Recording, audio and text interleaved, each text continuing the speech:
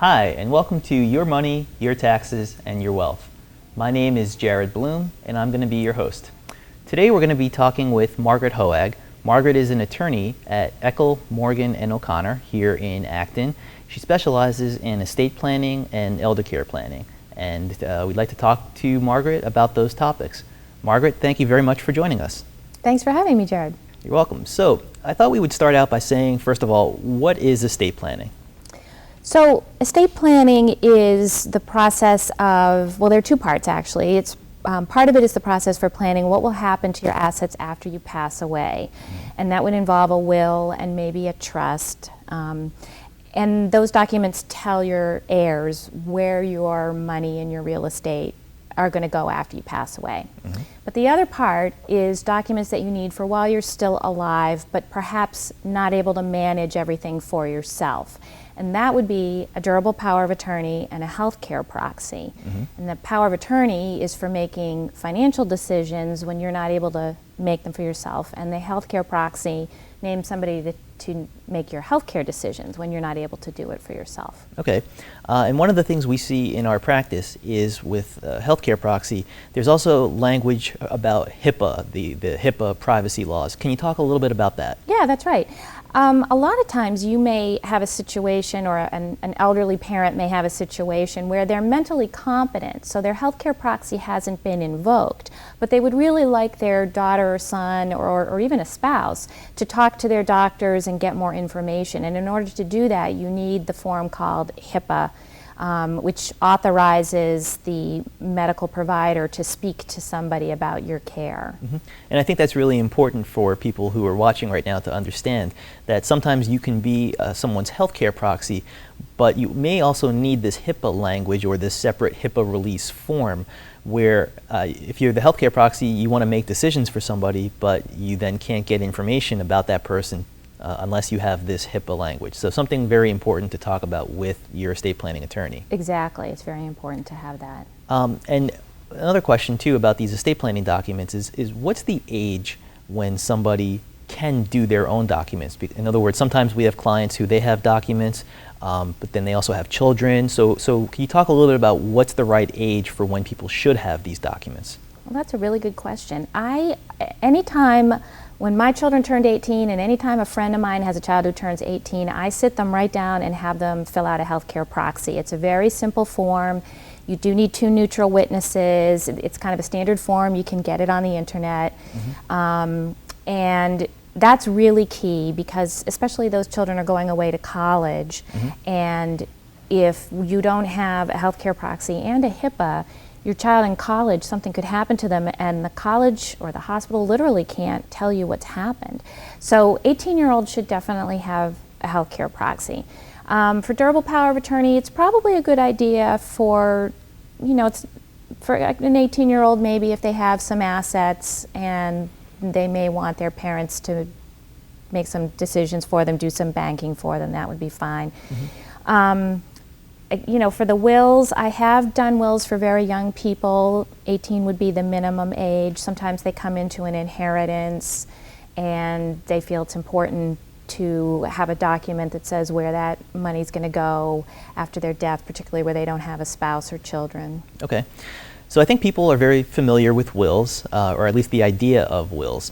And one of the things that's interesting to me is that wills are public documents, or they're a matter of public record. So if somebody dies, a will ends up being filed, and then you can go to the court and anybody can go and get access to this will and see what it says. That's so true. Could you talk maybe a little bit about the difference between wills and trusts and how one is public versus one is private?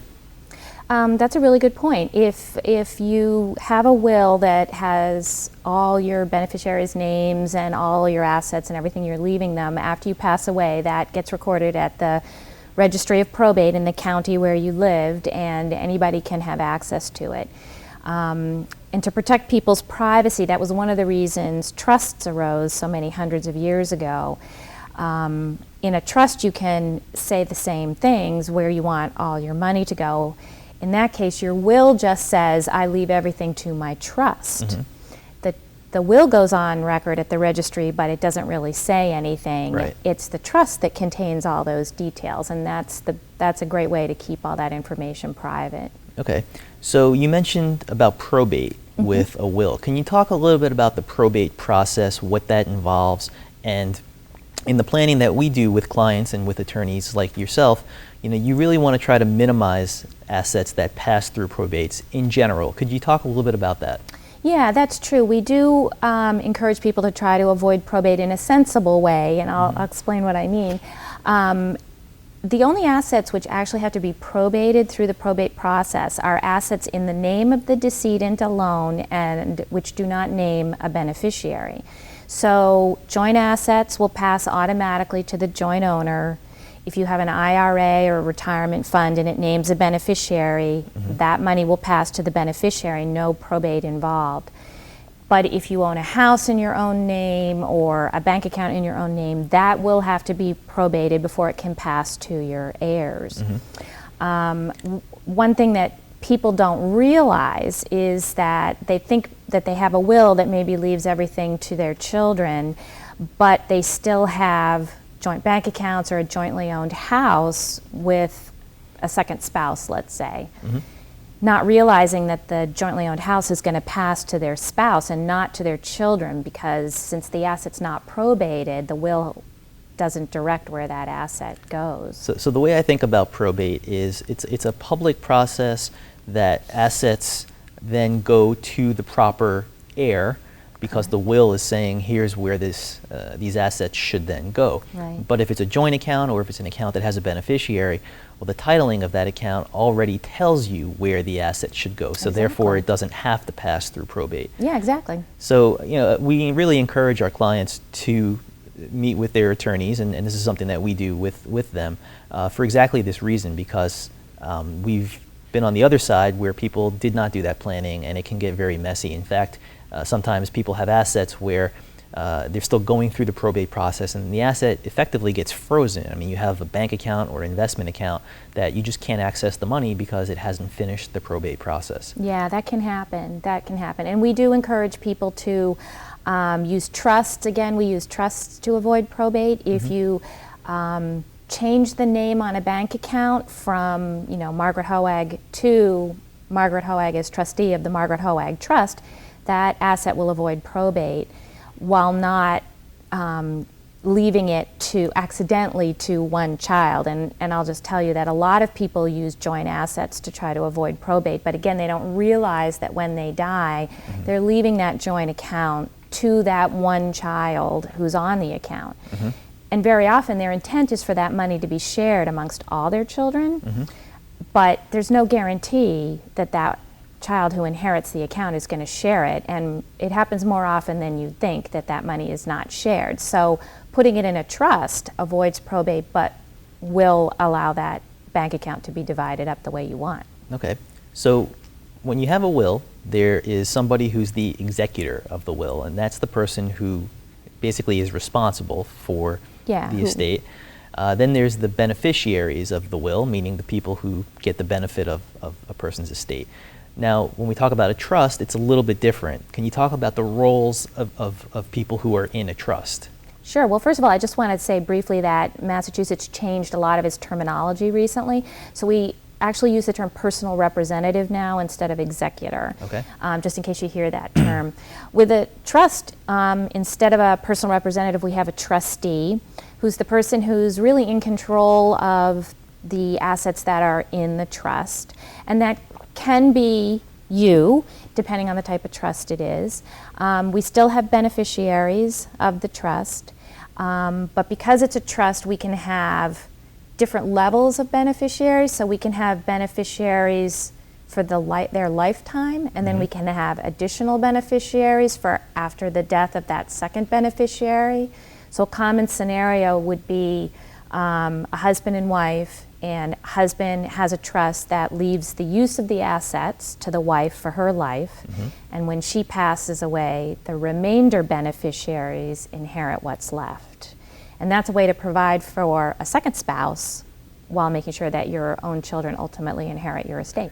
So people who are a personal representative in the case of a will, or a trustee in the case of a trust, they don't necessarily have to do anything. I mean, they go and hire the accountant to prepare the taxes, or they hire an investment manager to manage the assets in the trust. But they themselves, they don't have to do that themselves. They're just the ones who have the authority from the will or from the trust to act on behalf of the estate or the trust. Yeah, that's a really good point. You should never expect, if you're named as somebody's executor or trustee, that you have to do all that work yourself. You should hire competent professionals to help you through the process. And now with a trust, there's two types of trusts. There's revocable trusts and there's irrevocable trusts. In general, could you talk a little bit about the differences between the two? Revocable trusts are sometimes called living trusts, and that's because you set them up while you're alive, and they're completely revocable. You can change them at any time. You can take assets in and out, change the name on the assets at any time. You can change who gets the money.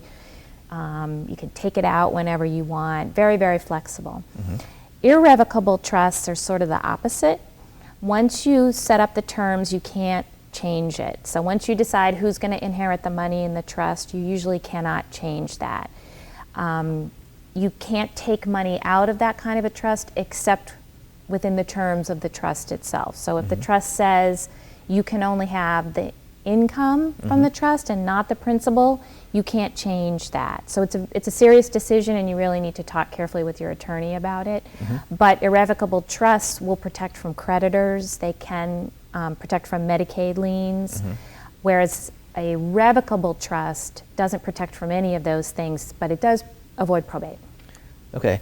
I like to say in the planning that we do with clients that really the only downside of getting a revocable trust is the cost of getting the trust itself. Oh, yeah. But it seems like there's a lot of benefits to having a revocable trust in our clients' planning. I'd say there's tremendous benefit. You avoid probate, you have more control and flexibility over your assets. Your taxes don't change, everything is still in your Social Security number. So yeah, there's really no downsides. It also makes it a lot easier for your children or whoever's going to be helping you with your finances when you're incapacitated. It's a lot easier to manage money through a trust than using a power of attorney. Yep. And also with an irrevocable trust, that's now, you're creating a separate legal entity. And so this is a separate entity. It needs its own ID number. It files its own tax return. So there's a lot more that's involved when you have an irrevocable trust. And it's not to say you shouldn't get one, but it may not be right for all people. And of course, we defer to the attorney who's working on the case, which trust makes the most sense. But in general, it sounds like people generally are better off using revocable trusts, or it's more common that they use revocable trusts. It's much more common.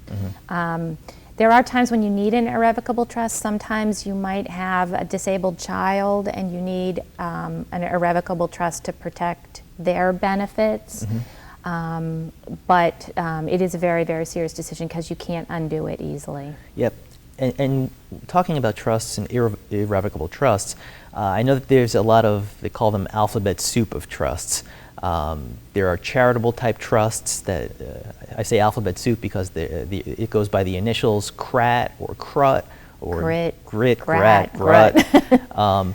You know, that tends to be very complicated planning, probably not for most people who would need that for their planning. But could you just talk a little bit about when those would be appropriate? Well, we use those types of trusts for people who have very high-end estates that might be subject to an estate tax. So that would be if you have more than $10 million, you're subject to the federal estate tax. If you have more than $1 million, you're subject to the Massachusetts estate tax. But we don't usually get too worried about the Massachusetts estate tax if your estate's around $1 million or $2 million, because it's not as onerous as the federal estate tax. So if you have over 10 million, then we would start using these different types of trusts to minimize gift and estate taxes when you pass. Okay.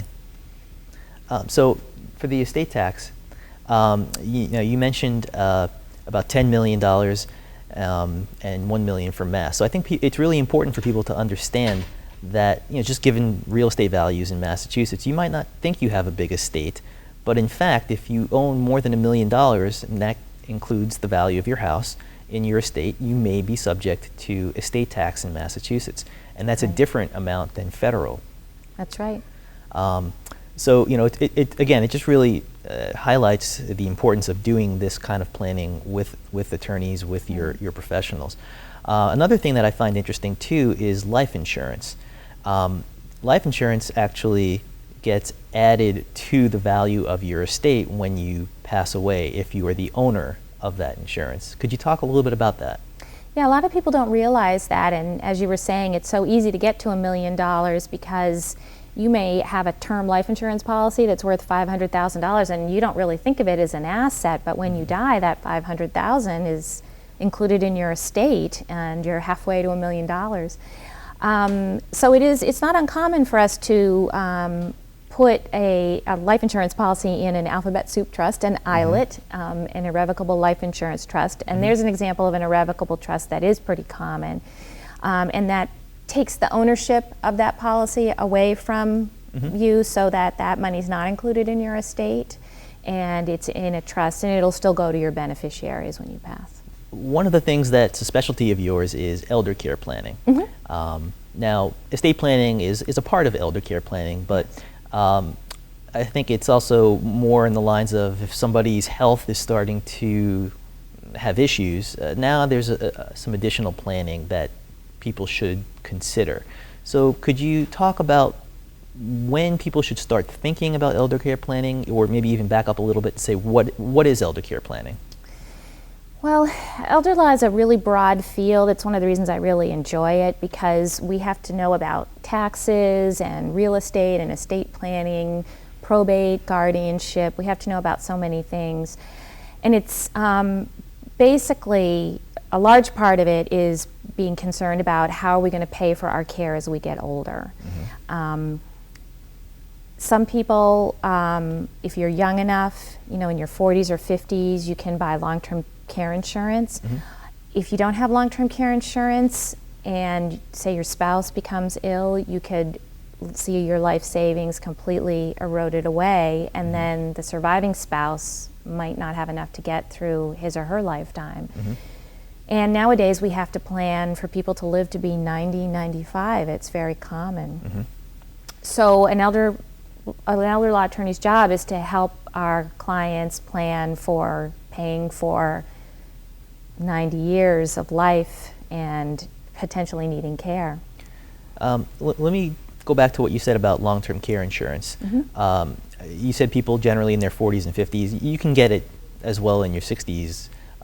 It's much harder. Yeah, it's more expensive. There may be underwriting requirements. It's not necessarily a hard cutoff there, but yes, there is an underwriting situation. And what's interesting to me is I've done a little research about this to say, well, when should people start thinking about long-term care insurance? And I think the industry average would suggest around 50.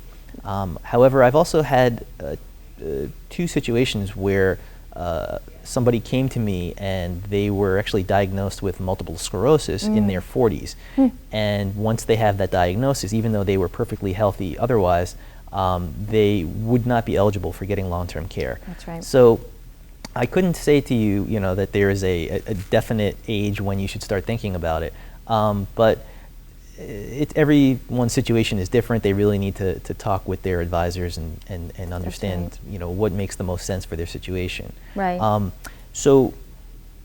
But if you don't have long-term care insurance and you are facing a situation, maybe you've received a diagnosis of Alzheimer's or Parkinson's at any age, or you're in your 70s, late 70s maybe, that would definitely be the time to start thinking about long-term care planning. The one thing that your viewers should keep in mind is you should really be very cautious about just giving away your assets. People sometimes sort of panic.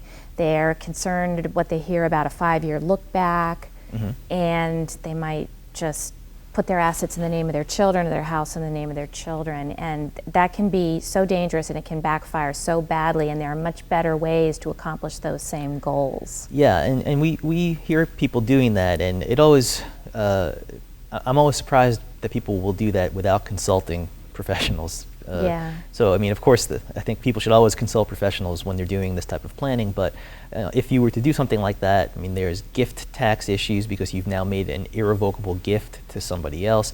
Yeah. And yes, I agree that you just never know what's going to happen with family dynamics, and it just may not achieve what you're really trying to achieve.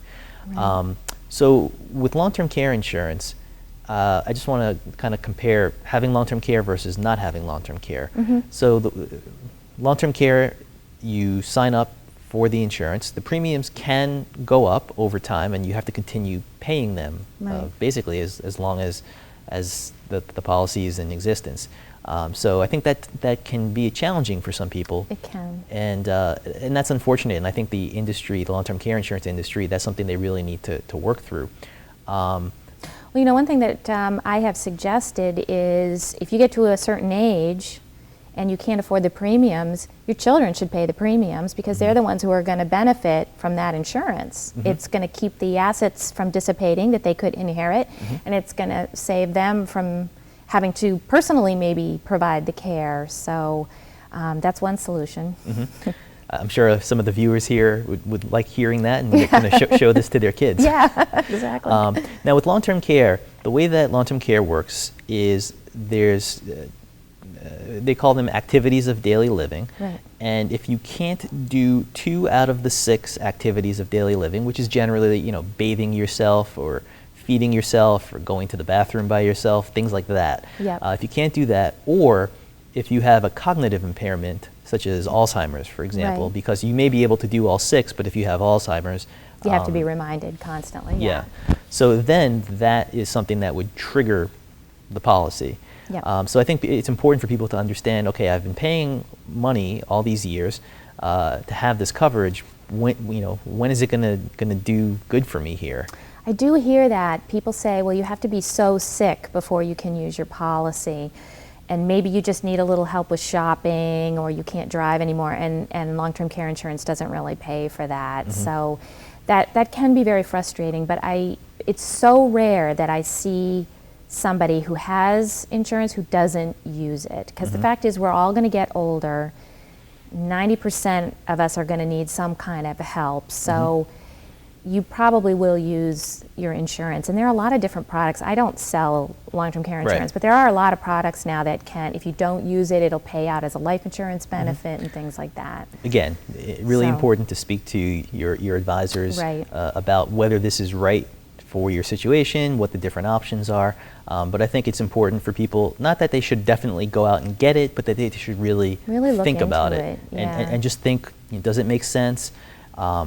If it's going to be expensive, maybe we get a lesser coverage amount just so that we can afford it.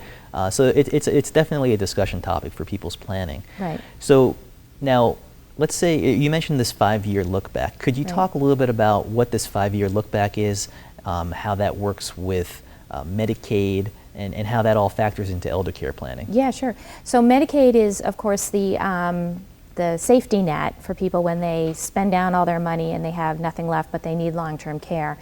It is available in your home. You can get services in your home or in a nursing home, not so much in assisted living. And in order to qualify for Medicaid, you have to meet several qualifications. One of them is that you can't have made any gifts in the 5 years prior to applying for Medicaid. The definition of gifts is very broad, and it includes things that a lot of people don't even really think of as gifts, like adding your kids' names onto your house, for example, is actually a gift of half of the house to them. And giving them your car, or just giving them money for their wedding. You think that you should be able to do that. Giving money to a charity, all of those things are actually can trigger a disqualification period for Medicaid benefits. And how would somebody know that? In other words, if you were to go apply for Medicaid, how would somebody know within the last 5 years you did any one of those things that might have been disqualifying? When you submit a Medicaid application, you submit 5 years of your bank statements, and so they look at those bank statements and they look at all the checks going out, and you have to explain where the money went if it's not obvious, if it's not to pay the cable bill or the taxes on your house. Particularly if the check is made out to a child, you have to explain what that check is for. Okay, so it sounds like it's a very involved process. It's a very involved process. We in my office do a ton of Medicaid applications because it's an extremely difficult process to get through. Okay, so, and even if you have long-term care insurance, you still can qualify for Medicaid. Yes, exactly. It's not uncommon at all. You might have a policy that, let's say, it pays $100 a day, and maybe that covers 4 hours of home care at home, but it's only going to cover about, for $500 a day in a nursing home, it doesn't even get there. So you might need Medicaid in addition to long-term care insurance.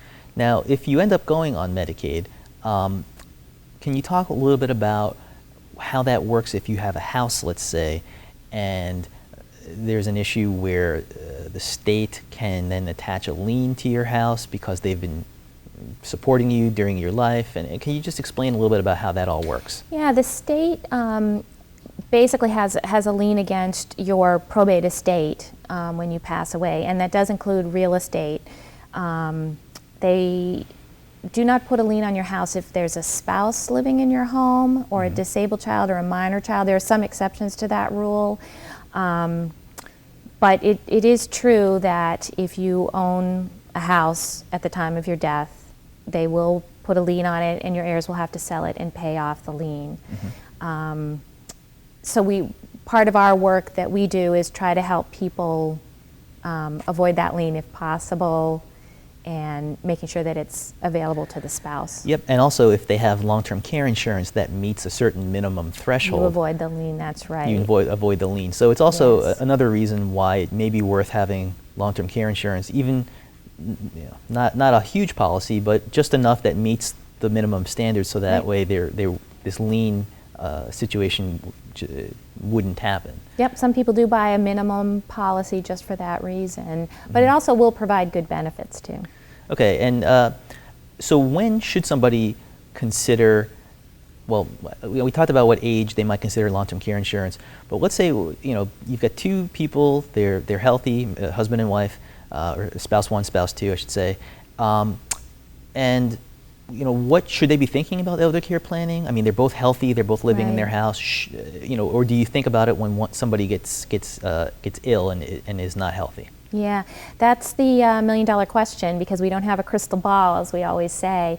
If a couple is healthy, I'm very reluctant to do aggressive planning that's going to take the use of their assets away. For all I know, they may want to move to Florida or move into Newbury Court or Robbinsbrook in Acton, and they may need their money. And so it's a very delicate balance, and we certainly don't want to do it while you're young and we know you're going to be spending your money. In my business, of course, young is 60s and 70s, so let me just say that. But when people get into their 70s, and certainly if you have a diagnosis of Alzheimer's or Parkinson's disease or MS, that would definitely be the time to start looking at doing some planning. Okay. Yeah. Well, Margaret, thank you very much for joining us. Oh, thank you. This was fun. Yeah, this was a lot of great information. And again, people who are watching have situations like this, they really need to speak to their professionals, their professional advisors, and do this planning with professionals. So thank you very much. Thank you for joining us, and look forward to seeing you the next time on our show. Thank you.